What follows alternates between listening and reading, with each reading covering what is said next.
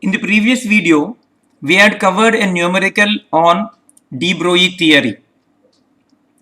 In majority of the entrance examinations, they will not give a numerical which is directly simple substitution in the formula. In maximum cases, we are supposed to compare the de Broglie wavelength of two different particles. Hello everyone, I am Srinivas Bisala. You are watching Chemistry is Easy. In this video, let us solve one more numerical which is again based on de Broglie theory. Let's see what it is. Whenever an electron travels with a velocity of v meter per second, for a proton to have the same de Broglie wavelength, the velocity will be approximately. So here we need to compare the de Broglie wavelength of electron and that of proton. Let's see how to solve this. This is also an easy numerical. It is simple formula based, but we need to compare for two different particles. It is given that velocity of electron as equal to v, and for a proton to have the same de Broglie wavelength, what should be its velocity? Means we need to find out the velocity of the proton. And the important point here is, when we compare the mass of electron and mass of proton, if we take mass of proton as equal to 1 and we know that mass of electron is 1 by 1836, or as the options given are in terms of 1840, we take it as 1 by 1840. Since mass of proton is taken as 1, the mass of electron is 1 by 1840 times that of mass of proton.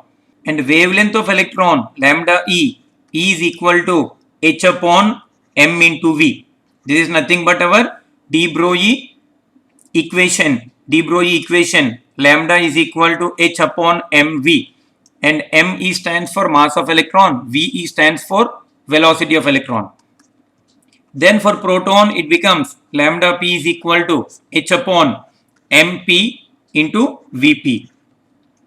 Here it is given that both the electron and proton are having the same de Broglie wavelength. So we need to equate both of them, and as h is common, this will be cancelled out. Remaining terms are nothing but mass into velocity of electron and mass into velocity of proton. Finally, we have this expression, mass into velocity of electron is equal to mass into velocity of proton. And we know that mass of electron is 1 by 1840 and velocity of electron is given as v. Mass of proton is 1 and we need to find out velocity of proton. And no calculation is involved here, it is simply v upon 1840. Isn't it easy? The only thing we need to remember is formula of this de Broglie equation. Second one, the relation between the mass of electron and mass of proton. So what is our answer here? Our answer is option A, which is nothing but v upon 1840.